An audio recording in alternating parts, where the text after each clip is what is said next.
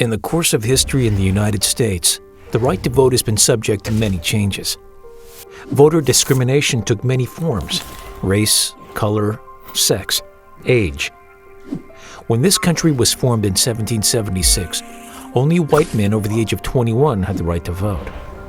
Nearly 100 years passed before the 15th Amendment to the Constitution granted the right to vote to any male over the age of 21, regardless of race, color, or condition of servitude. Another 50 years passed before women were granted equal voting rights, and it was not until 1971 that the age to vote was lowered from 21 to 18. Americans have fought wars and marched in the streets to preserve and protect the rights of its citizens, and nothing is more precious than the right to vote. But over the years, political parties have worked to put their interests ahead of a citizen's right to vote. Today, in the United States, we have a two-party system: Republicans and Democrats.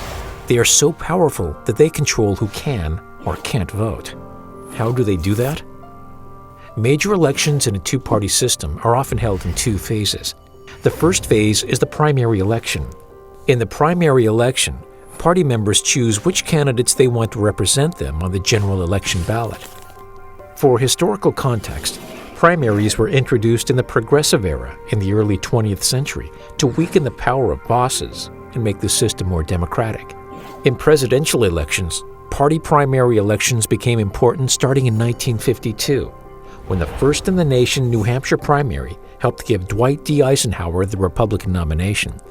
But over the past 50 years, the two major political parties have passed laws in every state designed to restrict the right to vote for anyone who doesn't join their party.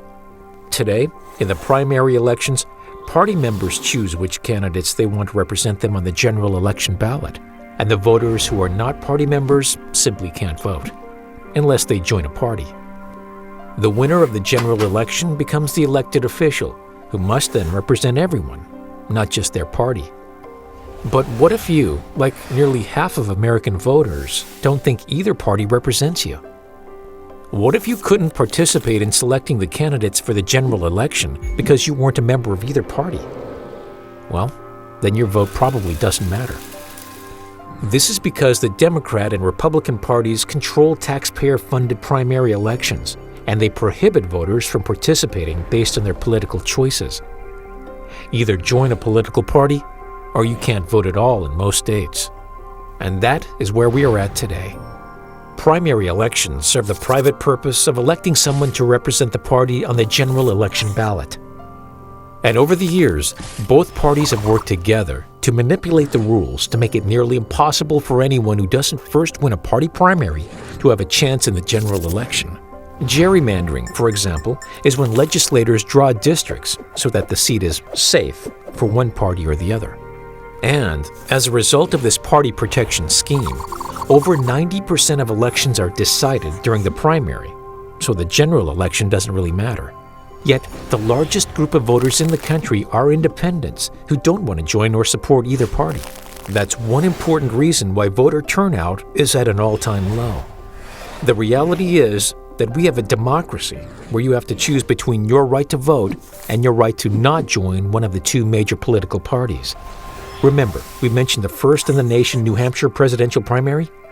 Well, 43% of all voters in New Hampshire can't vote in that primary. If they do, they're forced to join the Republican or Democratic Party. And what is the purpose of that New Hampshire primary? To select the best nominee for the American people? No. It's to select a nominee for president that best represents the party. Voter turnout is at an all-time low. In New Jersey, for example, less than 5% of voters participated in the 2015 primary. If you can't or don't vote, you aren't represented. So, is it any wonder why representatives seem to represent their party more than the public? It's directly related to an election system that serves them, not you.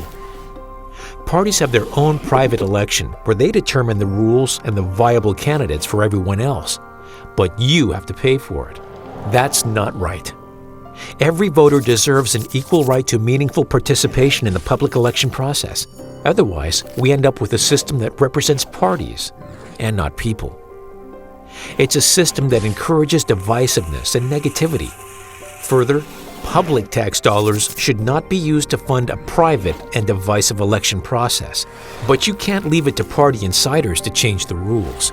They'll protect their interests by doing everything they can to prevent independent-minded voters from participating meaningfully. They will fight changes at the ballot box, in courtrooms, and in the news.